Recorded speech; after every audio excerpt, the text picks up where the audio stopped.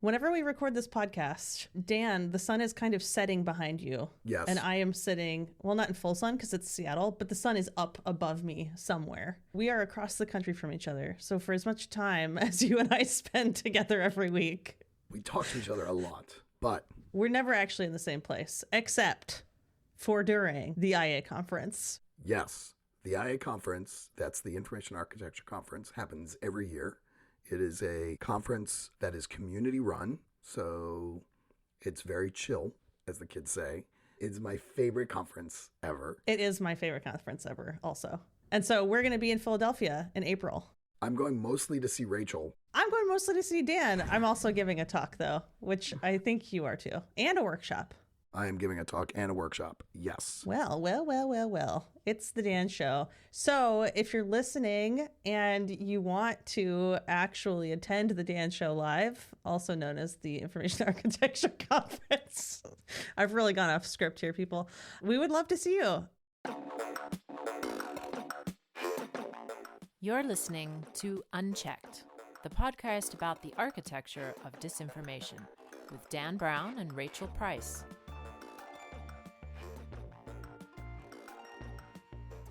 Are you drinking iced coffee? Yeah. How do you not know me this well? There's reasons. There's reasons I don't know you this well, or there's reasons you drink iced coffee? There's reasons I drink iced coffee. First of all, I love the flavor of a homemade toddy. It's so good. What is a toddy? I thought I knew everything there was to know about coffee. Oh, Dan. A toddy is a cold brew method where the water never gets heated. Oh. So it creates like a coffee concentrate that you then dilute with water. It's cold brew. You can drink cold brew hot. You just like mix it with hot water. Got it. I happen to like it cold. So wait, as concentrated as an espresso is, but just never, the water's never heated up. Yeah. Fascinating.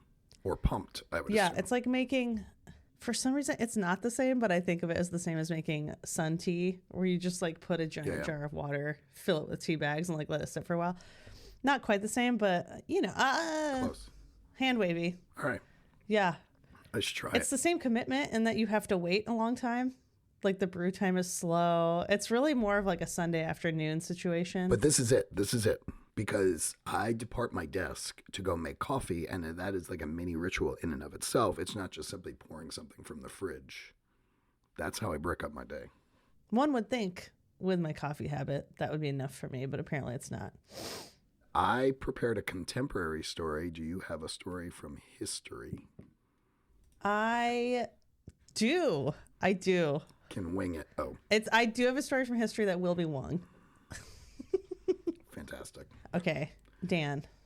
I don't actually know where the line is between misinformation, conspiracy theory, and cultural panic. Yes. And so my first question, Dan, is where were you on Y2K? Oh, that's a good question. I don't Say remember. it. Are you filtering? Or are you really not remembering? I'm not good at remembering past events. You're I can not remember, good at remembering major cultural panic events? No, I really am a not, because my memory doesn't work well that way. You Okay, can ask fine. me any dog's name in this neighborhood. I will tell you every dog's name in this neighborhood. Okay, fine. I will tell you where I was on Y2K. I was a teenager celebrating a teenage birthday, Of course. and my dad was a computer programmer. So Y2K was a topic in our household. I was at an interesting age. I think I would have been turning 15, I think. So like I knew Y2K, people cared about it, and I also thought all adults were dumb. Both of those things are true. And so I both knew about it and thought it would be cool if the world did go dark. Sure. So like the cultural panic of Y2K is, right, like we're going to hit midnight on the year 2000 and systems are going to shut down because we had been using 2-digit instead of 4-digit formats for years, and computers wouldn't know that it was 2000. They would roll back to 1900 and like planes would fall out of the sky and all this stuff. Wait a minute. I'm just realizing you're using this as your historic story. Yes. Fine. So my historic story is about Y2K. And at 11:55 p.m. on December 31st, 1999, me and 15 of my friends went out into the middle of the field across the street from my house and waited for midnight for all the lights in the city to shut off. We didn't really think it was going to happen, but we were all very curious to see what would happen. Of course, nothing happened. We went back home. It was Iowa. It was 5 degrees outside. We went back inside after that. And so my memory of Y2K was like a big old nothing burger. Dan, what do you remember about Y2K? Like the idea of it? I remember a lot of people working really, really hard to make sure computer systems were up to date and could handle it. Did you think it was something to panic over?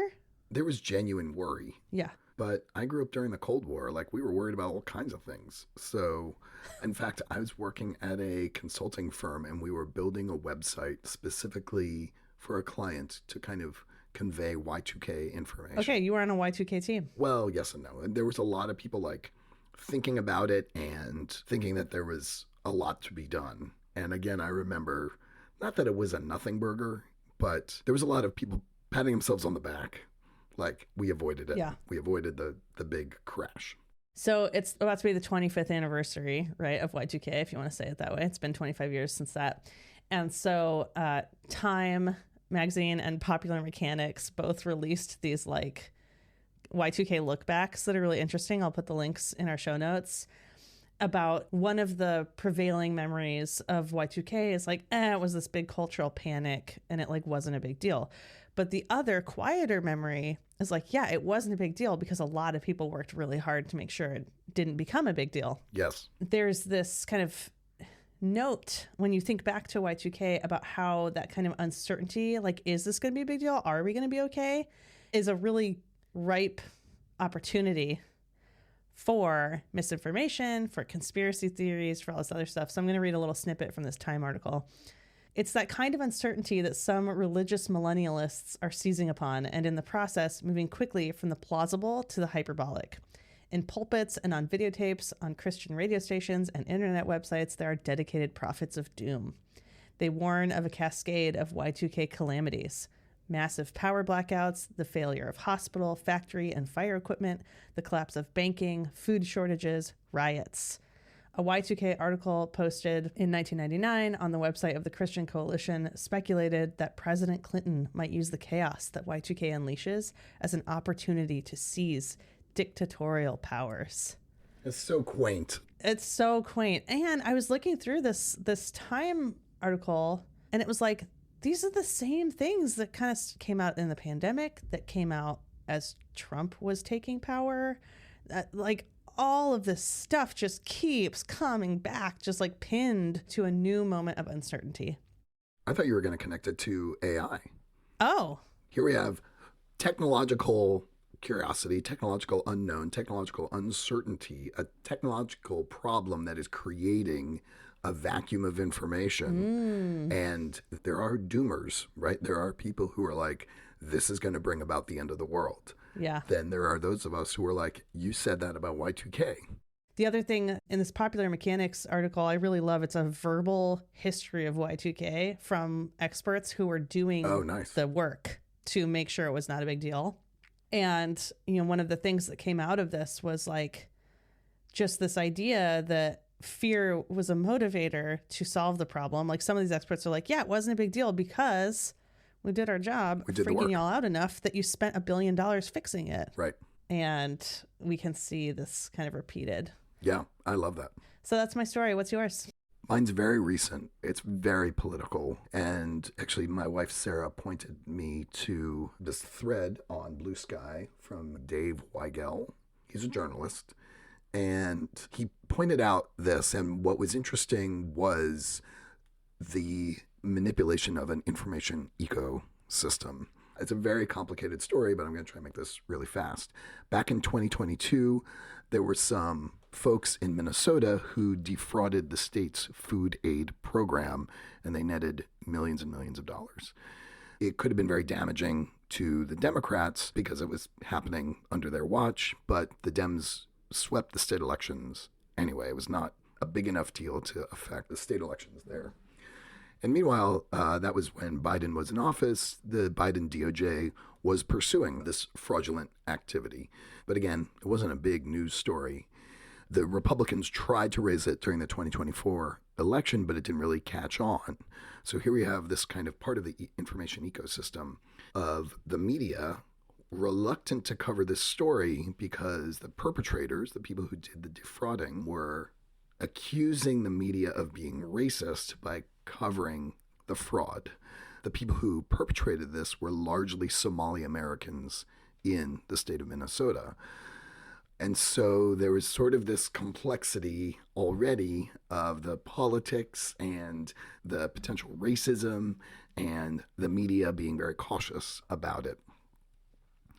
Well, Trump started drawing attention to it more recently, earlier this year. Mm-hmm. The New York Times covers it. Dave Weigel says it was a very fair New York Times story. I don't pay the New York Times anymore, so I don't know that for sure. But suddenly, conservative influencers have now picked up on the story. So now we have another factor in this information ecosystem. And they begin hyping the story. One of them even goes so far as to conduct their own independent investigation. And of course, you know, you look for damning evidence, you can find damning evidence, right? Like found these organizations that seemed like they were fraudulent, right? The MAGA movement circulates these influencer videos saying they did the work the Democrats refused to do. As a reminder, the DOJ at the time, when Biden was president, did pursue this and did bring charges against these folks. So things start to escalate and more conspiracy theories start to emerge, like to the point where Republicans in Minnesota were saying, hey, you all need to stop hyping these conspiracy theories. And the story now starts to catch on. And the framing here from the MAGA side is that the Democrats bought votes, right? They allowed this fraud to happen so that the Somali American community would vote for Democrats. None of that is true, right? That's just not how it happened. That's wild. But the information ecosystem is what allowed this story to catch on. It's like a perfect storm of like all of these different factors. The journalist, Dave Weigel, uses this to illustrate how effective the Trump administration can be in manipulating the media. And so you have, again, this kind of collection of factors. I didn't think the Biden administration was particularly good at communications, right? So there's that. The media is easily swayed by accusations of racism, but also I feel like there's been evidence of the media kowtowing to the Trump administration. Trump administration has this array of influencers, or this army of influencers focused not on truth, but on taking down the opposition. And, you know, the perpetrators themselves, the fraudsters themselves, are using the spirit of the times, right, the way the world works at the moment, as a smokescreen for the truth. So there's like all of these things happening, which has now led to this false story being more popular and taking more air than the actual truth of it. Wow. It's interesting when you look at this from a systems perspective. It looks so much coordinated than I'm sure it really is. You know, it looks so much more intentional. Human behavior is wild. Yes. I don't believe most organizations have their act together enough to make sense of this while it's happening. Like, they're not playing chess. Nobody here is playing chess. But when you are able to step back and see how these factors all influence each other, it looks like chess. Yeah. And I think part of the point that Weigel was making here is that if they wanted to play chess, like the board is arrayed in their favor. Yeah. Yeah. Thanks for the really uplifting story this week, Dan. Things are looking up. Speaking of uplifting, we are talking to Dr. Ushma Upadhyay this week. We're talking to her about abortion. Let's do it. Like, end of sentence. That's it. Let's go.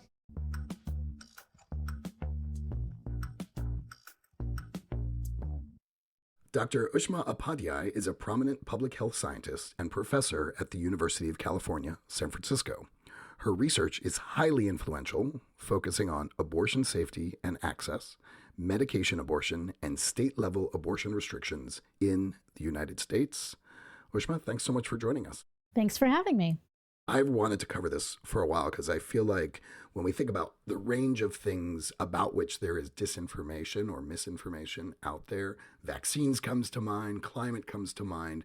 We don't often think about reproductive health. It's not at the top of the list of things that we think of as having misinformation, but as we've discussed, there's tons and tons of misinformation out there about abortion and about reproductive health. But maybe let's set some context first. Can you tell us a little bit about your area of study and the kinds of things that you research, and then what happens to your findings? Sure. So I study abortion access and safety. As you said, I do a lot of work on telehealth abortion.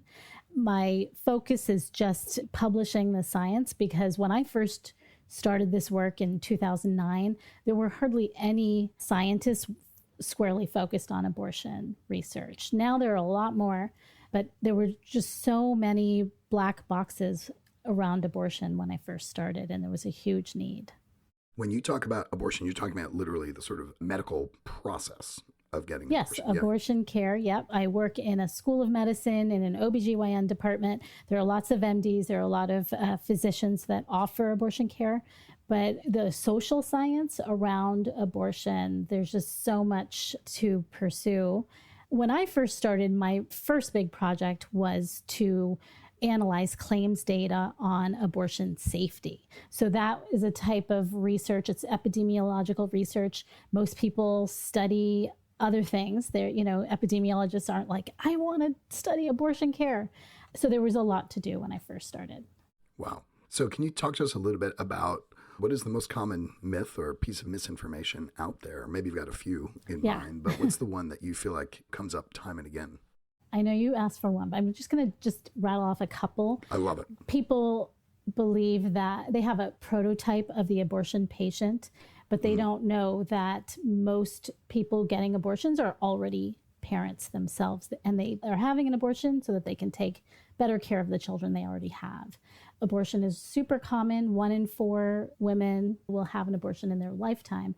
And the one that I focus much of my time is there's a misconception that abortion is unsafe, but it is extremely safe. So particularly right now, there is a lot of disinformation spreading about the safety of abortion pills.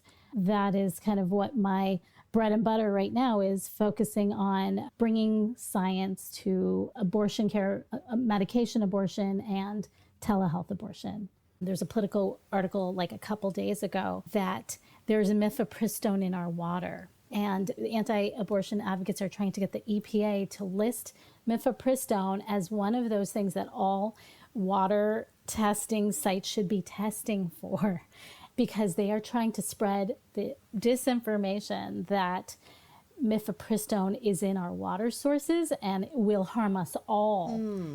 This is their newest campaign. Yes.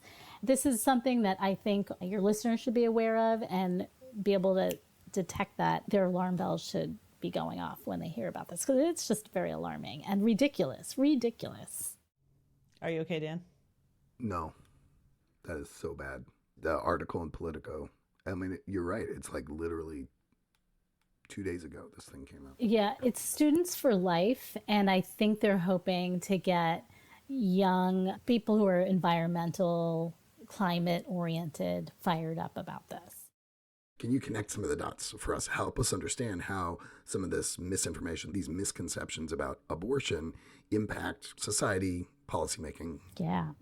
So it is a deliberate attempt. People who are anti-abortion are focused on spreading misinformation about the safety of medication abortion, because what they want is the FDA to restrict access. They even want the FDA to remove approval of mifepristone, which is the primary medication in a medication abortion. So that is what they're working on. There are lawsuits right now, anti-abortion groups suing the FDA, and their primary reason, they say, is because the abortion pill is hurting women, is dangerous. Their purpose is to spread this information, to spread these lies.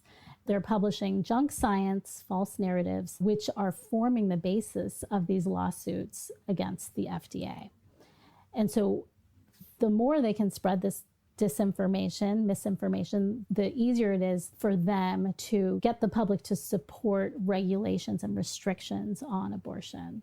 So if they can't make the change within the FDA at the FDA level, their hope is to influence the public enough so that the public votes at the local level to restrict abortion in some way. That's right. A lot of people don't know that medication abortion is the most common type of abortion. Over 2/3 of all abortions are done with pills, and abortion care is increasing. The number of abortions has increased after Dobbs. And people don't realize that. But I think that is what is fueling the anti-abortion movement. And it is the reason anti-abortion advocates want medication abortion to be further regulated. Has there been any work as to try and understand why the number of abortions have gone up, other than it's a shitty world? Yeah, the primary reason is because of telehealth. So telehealth came onto the scene during the COVID pandemic. It was first approved. Telehealth is where a patient will contact a telehealth abortion provider. They'll have a consultation either through video or through chat. If the patient is medically eligible, the clinician will be able to mail abortion pills to the patient, regardless of where the patient is. So that has really removed so many of the barriers that existed even before Roe versus Wade was overturned, and has made abortion cheaper, has removed a lot of the logistical barriers to abortion, and has contributed to the increase in abortion access. Telehealth creates more access, and people who maybe would not have gotten one before because they didn't have access now do have access. That's exactly right. Wow. Currently, 12 states ban abortion. And even before Roe versus Wade was overturned, there weren't that many abortion clinics in these states to begin with. So abortion care was already so inaccessible. And now that telehealth is available, it has become more accessible to people in these states with abortion bans. This is very naive of me, so I'm eager to be educated here. But it almost feels like the work that you're doing to kind of study the safety of abortion is almost a reaction to some of this misinformation. But correct my misunderstanding here. Is it that you would be out of a job if people weren't trying to claim that abortion was unsafe, or are there other reasons to study the safety? There are other reasons. So currently, medication abortion has a lot of restrictions on it. The clinician who prescribes mifepristone has to have a special certification. People who prescribe diabetes medication don't have to have a special certification in that. It's just, There's a lot of over-regulation right now on mifepristone. So if all this misinformation did not exist, there's a lot of work to do to continue to deregulate the abortion pill. The other thing is that currently it's only approved up to 10 weeks gestation, but we need more research to demonstrate whether it is safe up to 12 weeks gestation, a little bit further, maybe 13, maybe 14 weeks. And then there's also research to be done around over-the-counter access, potentially, in an ideal world. It's already so safe. It's very likely to be safe as an over-the-counter medication in the future. There's a lot of proactive research to be done. We talk about abortion safety, and I keep wondering, the stigma of abortion, where does this intersect with the safety conversation? Do you have any thoughts on that? I do. As I said earlier, abortion is super common, but it's not an experience that people chat about, or you don't tell your coworker, I have to leave early today, I got to go get my abortion. And so I think the secrecy around it contributes to the misinformation because people don't talk about it. A colleague of mine does research on representation of abortion on TV in the media, and she says that because we don't talk about it, sometimes people think, oh, an abortion on TV is the typical experience. But what her research has found is that it's very atypical. Usually the person having an abortion ends up dying or becomes a werewolf or kind of has some supernatural thing happen to them. And so people don't have a lot of everyday reference points to say, oh yeah, I know that abortion is safe because I know 5 people who had an abortion, because people don't. Most people probably do know 5 people who've had an abortion. One thing people say is that everyone loves someone who's had an abortion. Very true. Yeah, that's both heartwarming and heart-wrenching. Yeah. Yeah, it's a normal experience, a very normal, common experience. And as you pointed out with something like diabetes, there are opportunities to normalize it even further, right? We don't think twice about the treatment for many medical conditions. So we should also normalize this one too. Mm-hmm. One of our questions was, what's a misconception that people are surprised to learn isn't true? And I think you already said this, that most people are surprised that most abortions are not procedural. Yeah. Why does that myth persist? Why do you think that myth exists in the first place? Yeah, I think medication abortion is a newer technology. It was approved in the year 2000, so it's been around 25 years. But it only became more common in the last 10 years. And so, as I said, people don't commonly talk about their abortion experience. You know, there's this recent KFF poll, 24% of people surveyed were aware that medication abortion was the most common type of abortion. But a chunk of people didn't even know that abortion could be had with pills. Wow. It's not something that people learn about in their health classes, or, you know, even my kid is in high school and they're not talking about different types of abortion methods. They're talking about contraception, but not really abortion. Do you ever get the sense that there are efforts to suppress that kind of information? I do. I think that whether it's intentional or because people don't want to talk about controversial things, it happens subconsciously, even among people who are supportive of abortion rights. We started talking about this, but maybe we can take it on more directly. What are some of the harms caused by these myths? What is the impact that this misinformation has on society? I think that the misinformation contributes to policies, to the overregulation of abortion. So not just the abortion pill, but, you know, another common myth is that abortion causes mental health harm. And that misconception has been the basis of restrictions, laws that say people should not have access to abortion, you know, to protect the health and safety of women. And really, the best studies done show no differential impact on mental health. The best studies have been done comparing people who have received a wanted abortion compared to those denied a wanted abortion, and really no long-term impacts on mental health in either group. Wow.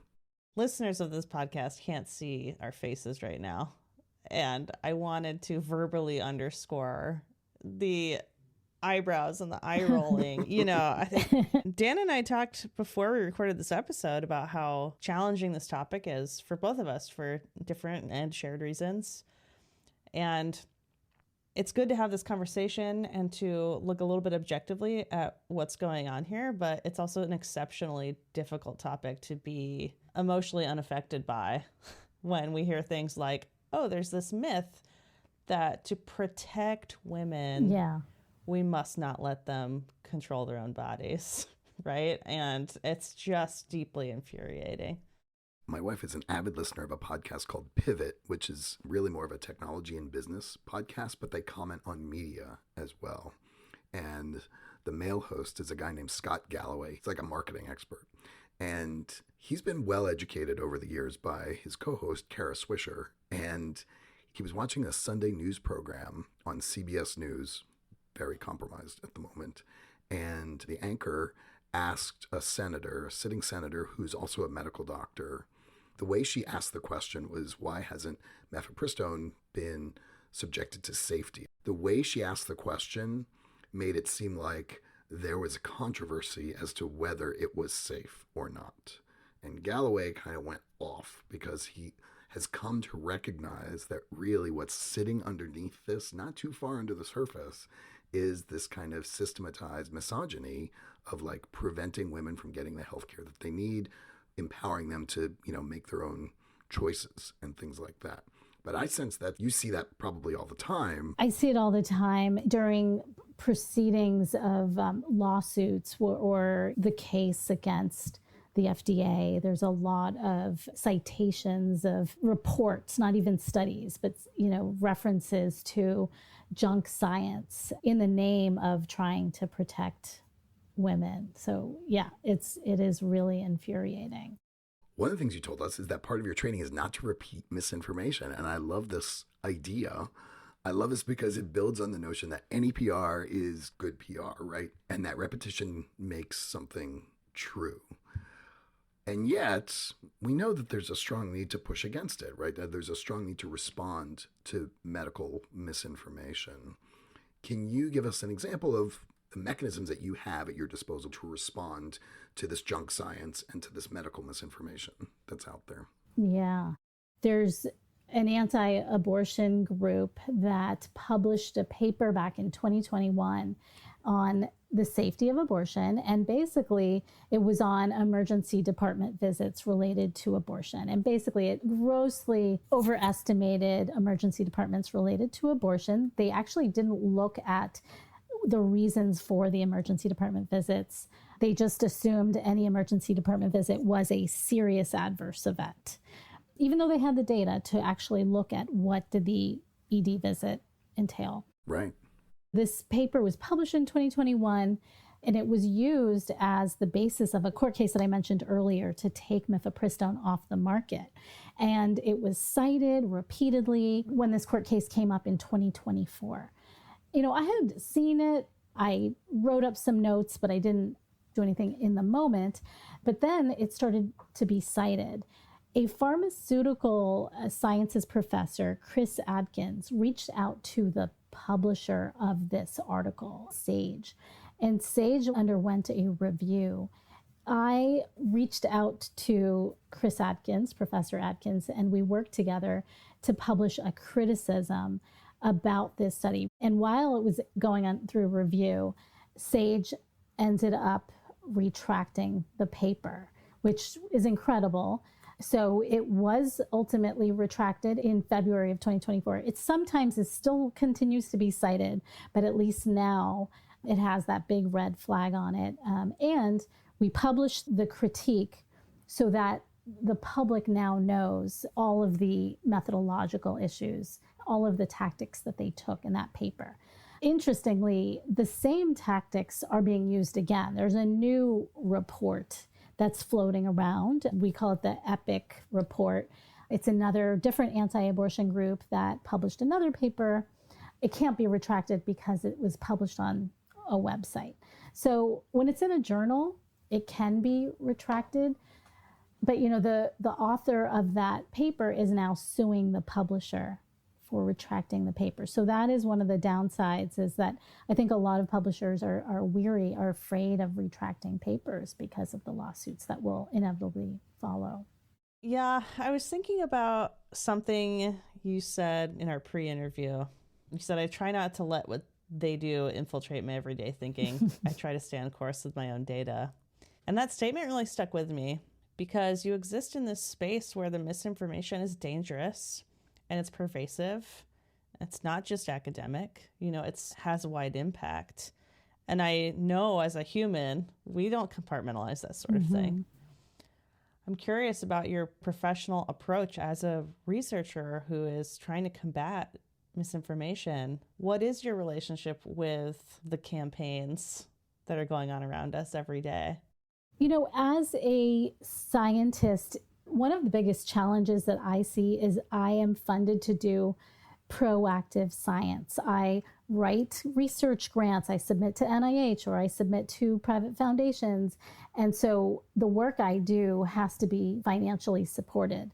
There aren't a lot of grants to fight misinformation or to replicate an analysis that was done really poorly, replicate the junk science to show that I can do it right. So I think for me, I do try to think about what are the goals that I want to achieve to push the science forward.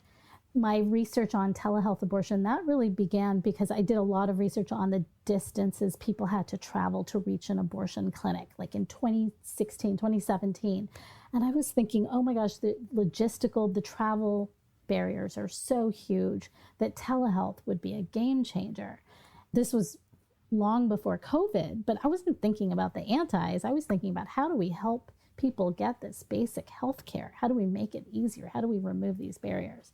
And I think that should always be our priority. And when we can try to address the misinformation, it's so important to do so.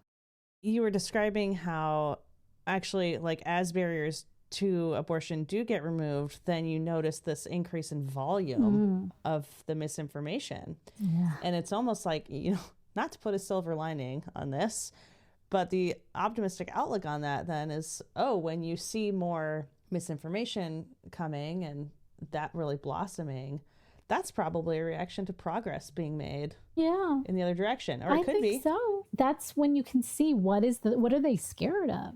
What's actually working. And they are ramping up the misinformation around medication abortion because they know that people are using it to overcome all of the barriers that exist. So I do see it as a win.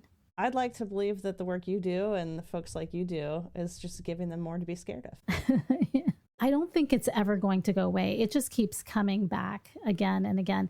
The FDA, just a few months ago, they announced that they were going to do a re-review of the science. Medication abortion has been studied for well over several decades, but the FDA is going to do a re-review of the science. But then just last week, they announced that they were going to review the science after the midterms. They were postponing their review. Interestingly. Yes. Interestingly, ... Yeah, I mean, they know that abortion is popular, that medication abortion may even be more popular because it is taken earlier in pregnancy. That might be why. And so that could be why they have said that they're postponing the review. The anti-abortion advocates are really upset about this. I think that they're afraid that it could go either way, right? Depending on whether they decide to use gold standard science to do the review or whether they decide to allow junk science to infiltrate their review process. Let's talk a little bit more about your work in telehealth. I'm really curious. Maybe we could talk about it in the frame of disinformation. How do you feel like telehealth can play a role in fighting the misinformation around abortion? So I did a study on the safety of 6,000 patients who had a telehealth abortion. And we invited the participants to participate in a survey. So 1,600 participants participated in the survey. And we asked about their experience of a telehealth abortion. And we asked about the positives and the negatives. The number one negative that they saw was that it was a legitimacy problem. They didn't believe that it was an actual abortion. That first of all, that it was a website, that they didn't know whether there were going to be anti-abortion people on the other side of the video call. They didn't know if it was a real website or a hoax. If they went through it, they didn't know if the pills were going to be real. And so some of them said, well, I just wanted a video because I wanted to talk to a real person on the other side to make sure this was a real thing. Not for the safety reason, just because they wanted to know, is this a legitimate service? And so that was the most commonly cited drawback. But the acceptability, they got their pills, they had a successful medication abortion. 98% of patients said that they trusted the provider. 96% said that the telehealth abortion was right for them versus an in-person medication abortion. And 92% said that they felt cared for. We even compared those who had asynchronous care, which is the chat type, texting type abortion service versus the video. And those who got the chat texting service were more likely to say they felt cared for versus those that had the video call. And I think it's because those who did the chat were chatting throughout the whole process. They were texting with their provider the whole way through. It's a 2-day process. Any questions they had, they could text. Whereas with the video call, they may have seen the clinician, but then maybe they were a little hesitant to bother their clinician afterwards if they had questions. Right. And so both groups had very high levels of reporting that they felt cared for. That's great. So overall, bottom line is that people had a really positive experience once they got over the hump of trusting it. I mean, but we have to do that with every website all the time. I don't think that's limited to abortion care. Yeah, but with abortion care, this is kind of a decision about the rest of your life. It's true. Right? Whether you get your pills or not is going to determine your entire life course. Yes. For me, it's the male pattern baldness pills I'm considering, and I think I would want to be able to chat with someone about that. It's different, obviously. Chat over video? Well, just the scale of the decision, really, that I would have to make. But I would still want to make sure I was getting legitimate care. Yeah. You never know what could happen. The results are not going to be as immediate right? Whereas with abortion pills, you know pretty quickly, or definitive, right? Whether you got the real ones or not. You know what, Dan? To protect your mental health and your safety, I do not want to give you the choice to address your baldness. I actually think it would be better for you if you let me make that choice on your behalf. I feel very disenfranchised all of a sudden. Welcome. Anyway, are there any other things that you feel like are helpful about telehealth in terms of combating misinformation? Yeah, I was also going to say, so in 12 states where abortion is banned in this country, there is a lot of misinformation, there's a lot of distrust. Telehealth is available in those 12 states.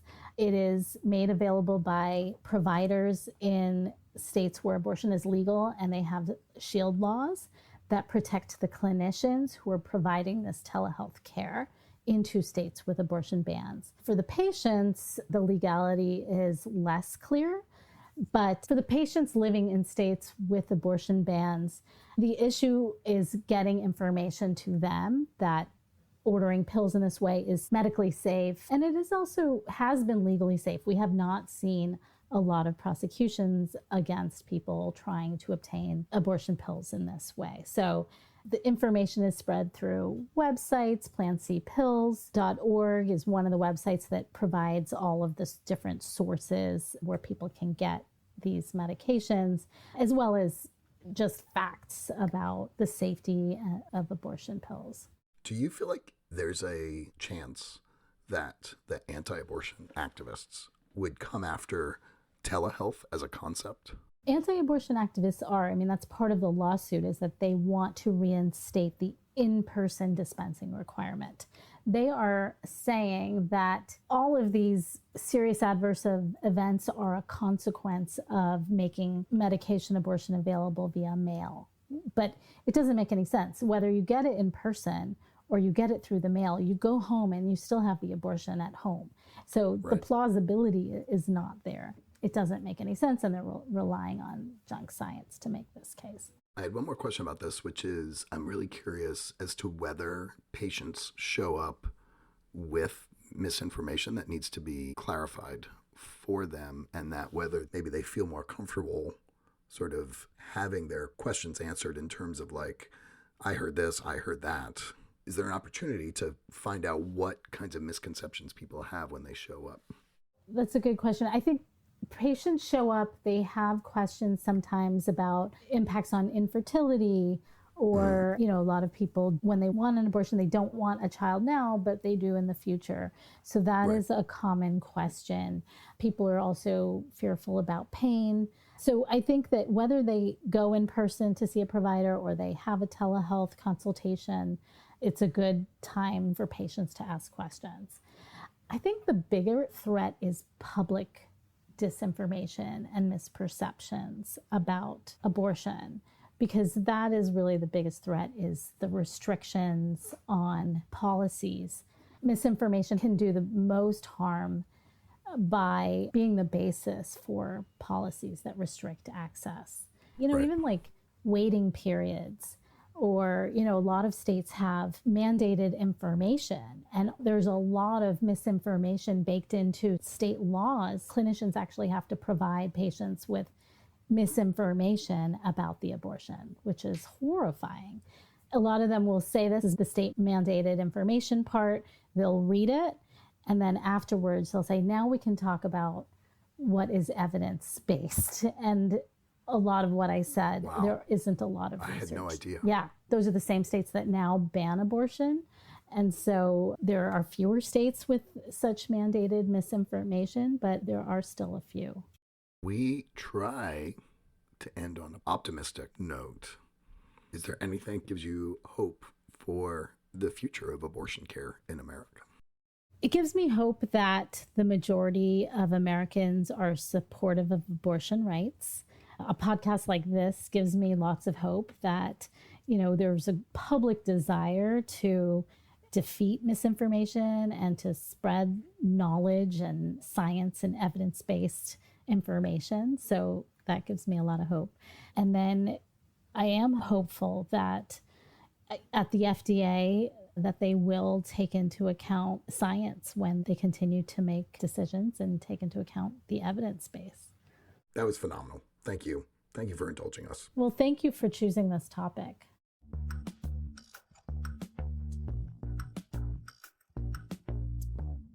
I really enjoyed this conversation with Ushma.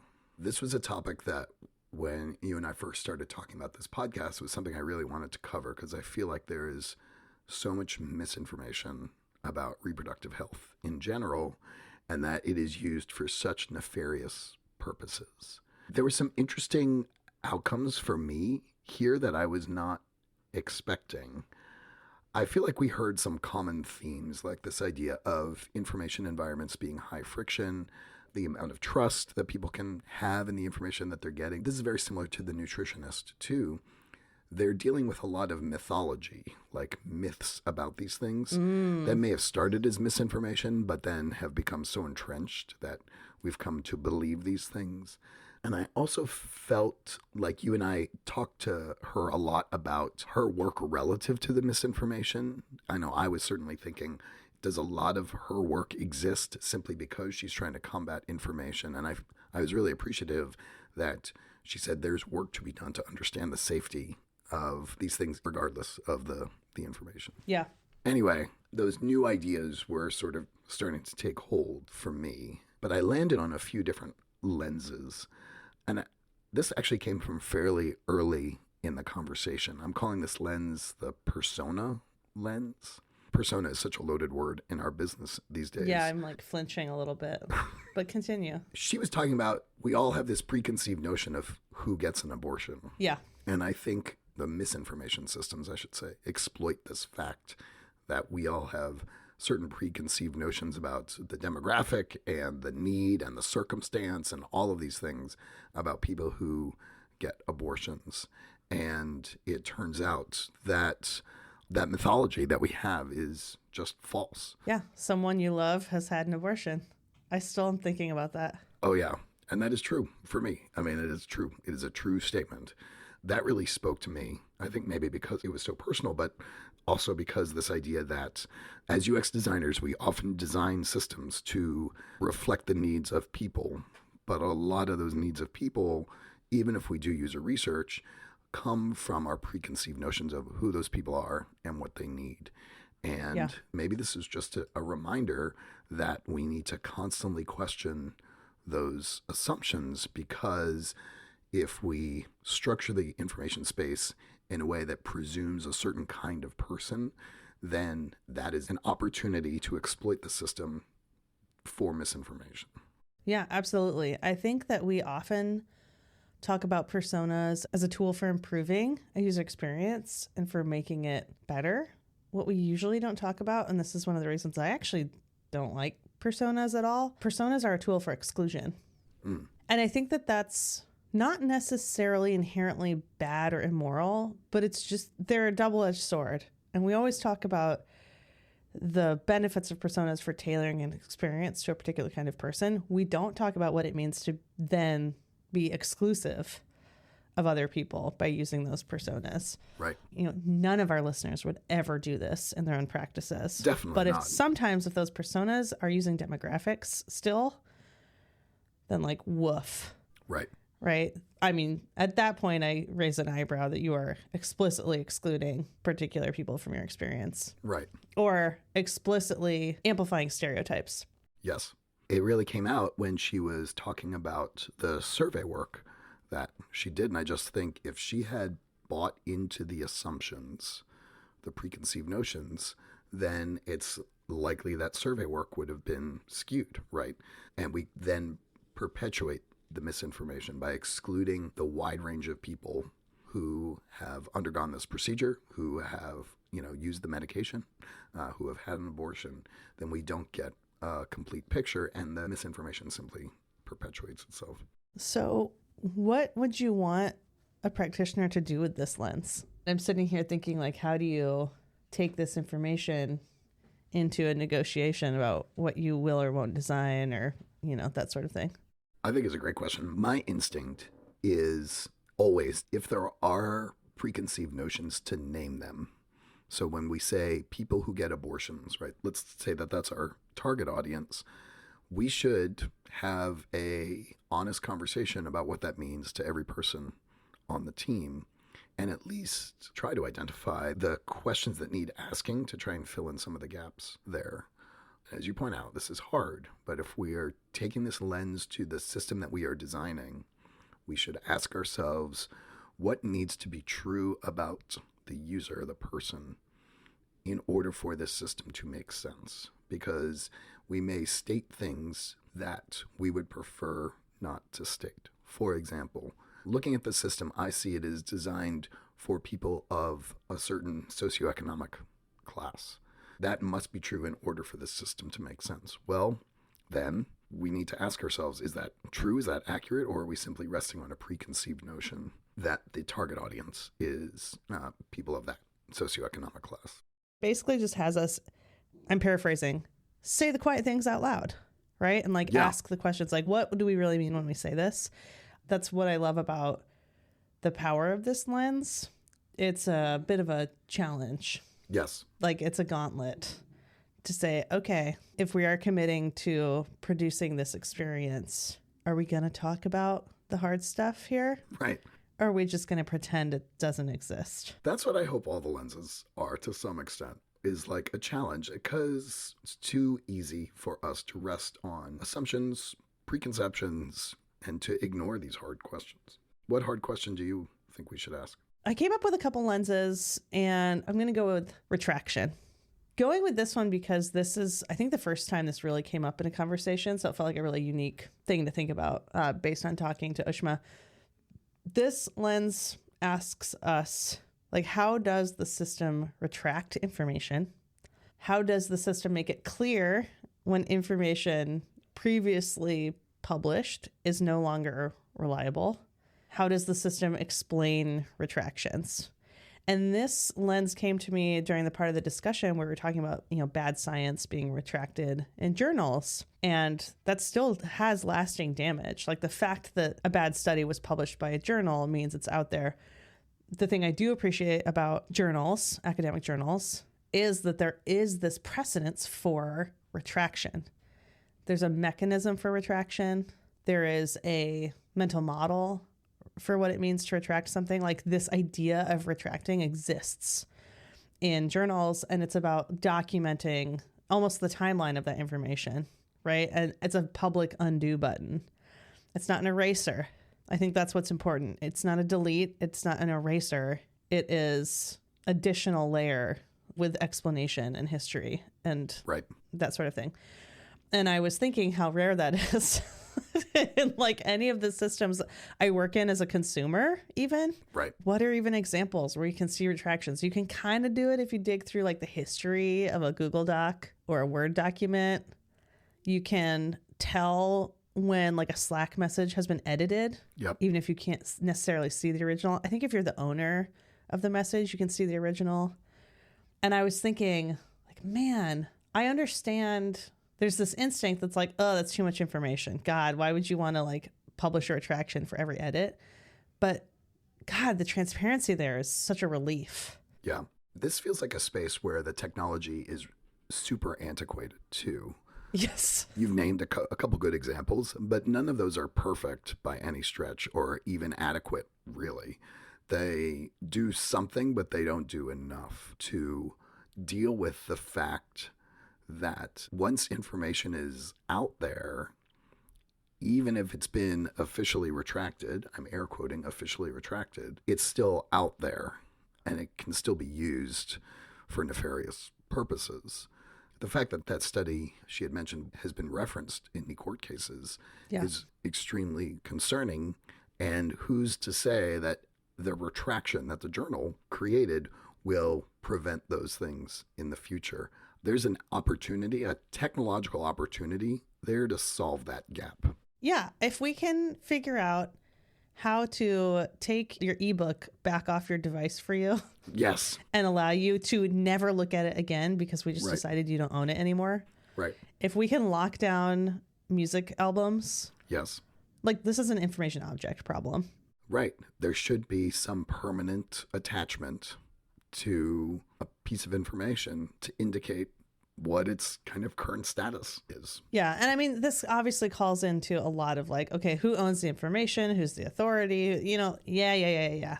Good questions, everybody. Right. I'm not going to answer them right now. They're popping in my head too, but just the sense, the vibe, especially in an information system you're designing. I think a lot of us work on user-generated systems, but a lot of systems are not user-generated. Like these are product databases or whatever. In a lot of cases, there is no argument over who is the owner of the information.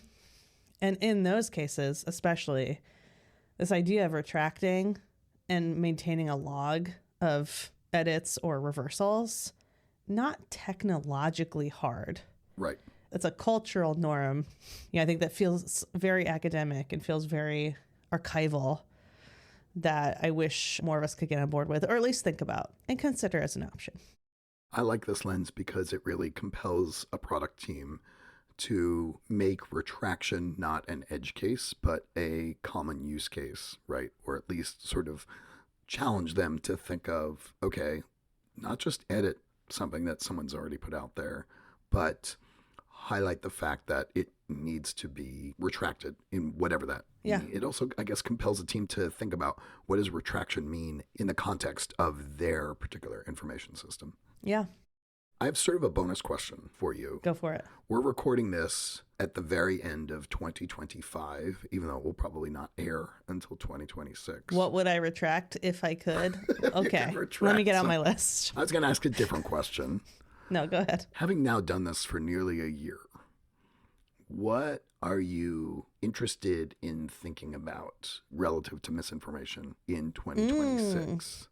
I want to think about misinformation in weird spaces. Love it.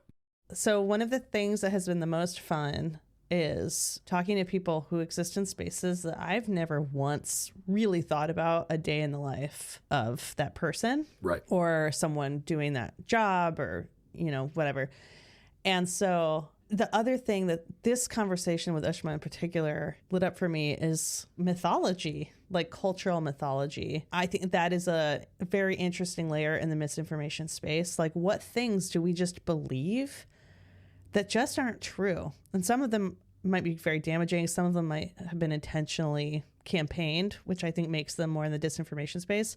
I think mythology kind of covers a lot of different intents and use cases, which is why I like it. And when I think back to our pilot episode, we kind of on a very lighthearted note kicked this whole thing off with some mythology around swallowing spiders. Yes. Yeah.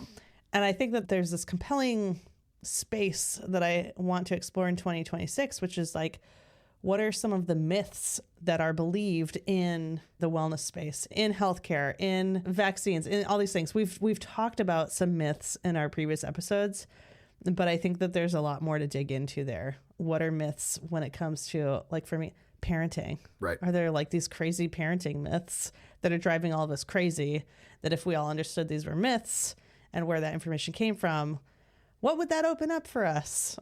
You're getting at mine, which is the misinformation of sort of everyday life, which I think builds on both of those things that you described. Is this the answer to the design of everyday objects, the misinformation of everyday lives? Yeah, that's a pretty good parallel insofar as I feel like there are these niche topics where we don't think of misinformation existing. One that you and I have kind of touched on the edges of is like personal finance. Oh, why shouldn't that be similar to our conversation about nutrition, right? We all have these expectations about the food that we put in our bodies. I think we all have these expectations about how we use our money. That's really interesting.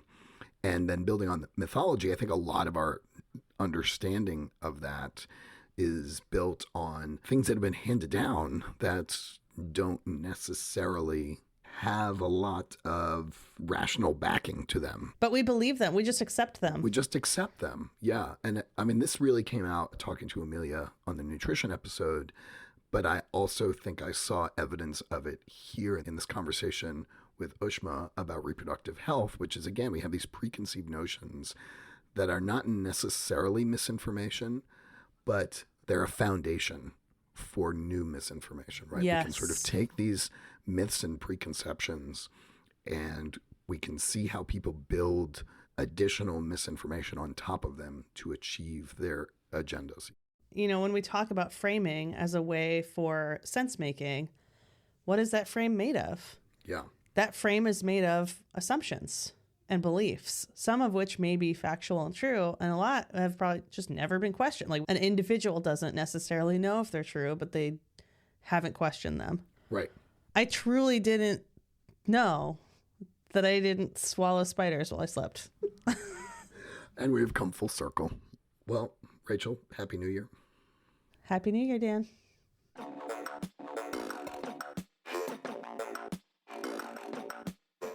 And that was Unchecked. Thanks so much for listening. We really want to hear from you. If you've got ideas for topics or guests or stories, drop us a line at unchecked@curious-squid.com. If you made use of the lenses that we described today in your practice, we want to hear about that too. Hey, check the show notes for any of the links that we talked about today, and it would really mean a lot to us if you shared this episode with a friend and rated and reviewed us on your favorite podcast platform. Thank you.